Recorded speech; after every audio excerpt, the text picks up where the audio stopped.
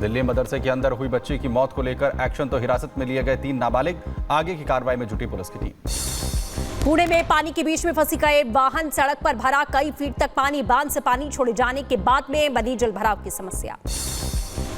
उत्तर प्रदेश के सोनभद्र में जान जोखिम में डालकर स्कूल जा रहे छात्र तो परिजन पार करा रहे हैं पुलिस, तो वहीं वीडियो सोशल मीडिया पर हुआ वायरल। नासिक में बाढ़ ने मचाई तबाही, हर तरफ नजर आ रहा है पानी का सैलाब, पानी में डूबी नजर आई हनुमान भगवान की मूर्ति। वहीं अजमेर में लगातार बारिश ने लोगों की बढ़ाई परेशानी, भारी बारिश के बाद अजमेर के इलाकों की ड्रोन तस्वीर आई सामने। राजस्थान के अजमेर में भारी बरसात, कई जगहों पर जलभराव की समस्या बनी हुई है, राहगीरों को करना पड़ रहा परेशानियों का सामना। अरावली में जमकर बरसे बादल, तेज बारिश की वजह से सड़कों पर भरा कई फीट तक पानी, तो राहगीरों को करना पड़ रहा है परेशानियों का सामना। राजस्थान के धौलपुर में जलस्तर बढ़ने पर खोले गए पार्वती बांध के गेट, निचले इलाके में रहने वालों को अलर्ट पर रखा गया। तमिलनाडु के डिडिगुल में भारी बारिश के बाद डैम का बढ़ा जलस्तर, प्रशासन की बढ़ी चिंता, ड्रोन तस्वीरें सामने आई। गुजरात के दाहोद में पानी के बहाव में फंसी कार, 2 लोगों को रेस्क्यू किया गया, 2 लोग अब भी लापता हैं, तलाश जारी है। बिहार के भागलपुर में तेज बहाव में बहे जल संसाधन विभाग के चीफ इंजीनियर, तो वहीं मौके पर एसडीआरएफ की टीम ने उन्हें सुरक्षित बचाया। बांग्लादेश में फेनी में बाढ़ ने मचाई तबाही, कई रिहायशी इलाके पानी में जलमग्न हो गए, 3 लाख से ज्यादा लोग विस्थापित किए गए। उत्तर प्रदेश के मुरादाबाद में रामगंगा नदी का बढ़ा जलस्तर, तो वहीं सड़कों पर बह रहा है नदी का पानी, स्थानीय लोगों को हो रही है परेशानी। इंडोनेशिया के पूर्वी हिस्से में अचानक आई बाढ़ में डूबने से 11 लोगों की मौत हो गई। मध्य प्रदेश के ग्वालियर में पति पर लगा पत्नी की हत्या का आरोप, तो वहीं दूसरी पत्नी के खर्चों से तंग आकर पति पर लगा हत्या का आरोप, पुलिस से बचने के लिए दिया था एक्सीडेंट का रूप। रायबरेली में दबंगों के हौसले बुलंद हैं, पुलिस की मौजूदगी में 2 पक्षों के बीच में मारपीट, पूरे मामले में पुलिस ने 11 लोगों को गिरफ्तार किया। उत्तर प्रदेश के मऊ में युवक की हत्या के बाद 2 पक्षों में मारपीट, तो मारपीट का वीडियो सोशल मीडिया पर हुआ वायरल। 3 दिन से लापता युवक का आज मिला शव, वहीं आज सुबह 3 दिनों से लापता युवक का लटकता मिला शव। आक्रोशित लोगों ने पड़ोसियों से बताई थी रंजिश, हत्या के बाद आरोपी के घर पहुंचा पीड़ित परिवार। दिल्ली के तिलक नगर में पुलिस ने बड़ी कार्रवाई की है, नंदू गैंग के बदमाश को गिरफ्तार किया, पकड़े गए बदमाश पर मिठाई शॉप पर फायरिंग करने का आरोप है। उत्तर प्रदेश के बुलंदशहर में प्रॉपर्टी डीलर की गोली मारकर हत्या, जमीन विवाद में हत्या का जताया जा रहा है शक, तो मामले की जांच में जुटी पुलिस। यूपी के फिरोजाबाद में पुलिस ने परीक्षा के दौरान एक मुन्ना भाई को गिरफ्तार किया, बायोमेट्रिक मशीन में फिंगरप्रिंट मैच न होने पर हुआ खुलासा, दूसरे की जगह परीक्षा दे रहा था युवक। मुंबई में कई युवतियों के बीच जमकर हुई मारपीट, आपसी झड़प में एक लड़की को आई काफी चोट, तो इलाज के दौरान अस्पताल में कराया गया भर्ती। बिहार के मुजफ्फरपुर में बदमाशों के हौसले बुलंद, बाइक सवार नकाबपोशों ने दुकानदार समेत 3 लोगों को गोली मारी, करीब 3 लाख लेकर फरार हुआ, घटना से लोगों में आक्रोश। उत्तर प्रदेश के मुरादाबाद में पुलिस और बदमाशों के बीच हुई मुठभेड़, तो वहीं गोलीबारी के दौरान लूट के 2 आरोपी गिरफ्तार। यूपी के कुशीनगर में अवैध शराब पर पुलिस की कार्रवाई से हड़कंप, 53 मुकदमे में 57 अभियुक्त गिरफ्तार, 614 लीटर से अधिक अवैध शराब बरामद की गई। उत्तर प्रदेश के शाहजहांपुर में नाबालिग लड़की का अपहरण कर दुष्कर्म की वारदात, आरोपी फरार, लोगों में आक्रोश, तो वहीं परिजनों ने बताई आप बीती।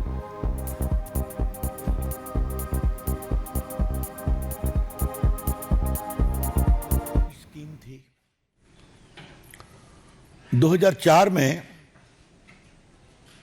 ये न्यू पेंशन स्कीम बनी जिसको एनपीएस कहते हैं। और आपकी जानकारी के लिए उस समय व्यापक कंसल्टेशन हुआ था।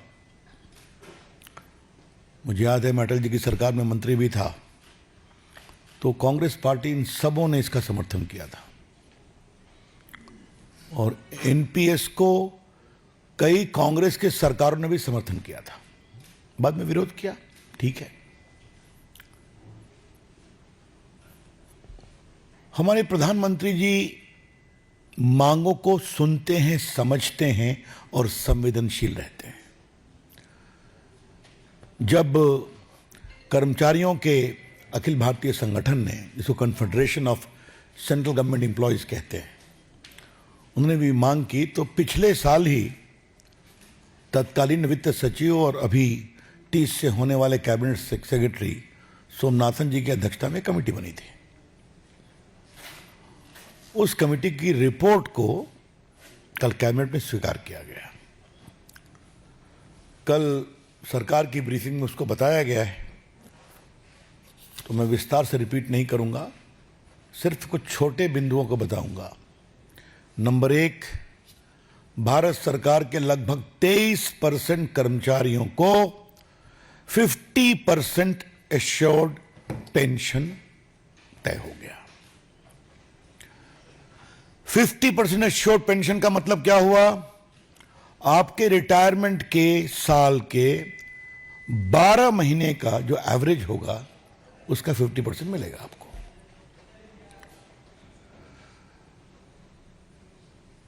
अगर आप 25 साल की सेवा पूरी किए तब इसका पूरा लाभ मिलेगा। अगर उससे कम की सेवा हुई तो जो प्रोपोर्शनेट होता है उसके अनुसार मिलेगा।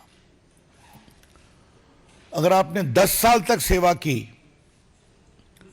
तो आपको एश्योर्ड 10,000 रुपीज पेंशन मिलेगा।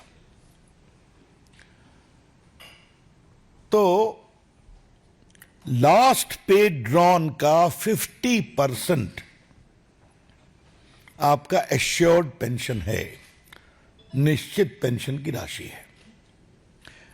यह हुई पहली बात। दूसरी बात, समय के अनुसार महंगाई बढ़ती है, उसका इंडेक्सेशन होता है डियरनेस में, अलाउंस में, तो उसकी भी चिंता करने का प्रावधान हुआ है। और तीसरी सबसे महत्वपूर्ण, अगर आप गुजर गए तो आपके परिवार को भी 60% का फैमिली पेंशन मिलेगा। तो एक प्रकार से जो एक कल्याणकारी राज्य की सोच होती है वो इस पूरे निर्णय में दिखाई पड़ती है। इसके अलावा एक और महत्वपूर्ण बात समझना जरूरी है। वो क्या है? जो न्यू पेंशन स्कीम आई थी उसको लेकर यह भी चर्चा थी कि सरकार की फंडिंग के बारे में क्लैरिटी नहीं है,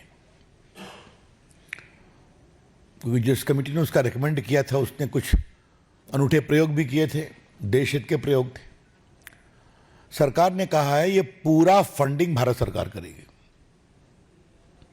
जो पहले था 10% कर्मचारियों के सैलरी से और 14% सरकार के द्वारा। अब कल के निर्णय में आप ये ध्यान रखिए, अब होगा 10% कर्मचारियों के सैलरी से और 18% भारत सरकार के द्वारा। तो उसको भी आगे बढ़ा दिया गया। तो जितना भी हो सकता है कर्मचारियों के हित में, देश के कर्मचारी देश के लिए काम करते हैं, सत्ता में कौन पार्टी है उसकी चिंता नहीं करते, और उनके कामों के कारण देश आगे बढ़ता है। यही माननीय प्रधानमंत्री जी ने अपने एक्स पर कमेंट में भी कहा है कि हमें उनके योगदान का बहुत सम्मान करना है और हम करते रहेंगे। तो ये एक बहुत बड़ी बात थी। नरेंद्र मोदी की सरकार कैसे काम करती है, सोच समझ कर काम करती है, विचार करके काम करती है, एडहॉक निर्णय काम नहीं करती, और जो भी करती है वो जनहित में होता है। और यहां का जनहित 23 लाख कर्मचारी और उनके परिवार। तो ये एक मोटे विषय को आज रखना जरूरी था। अब इसके बाद कुछ सवाल कांग्रेस पार्टी से करना है।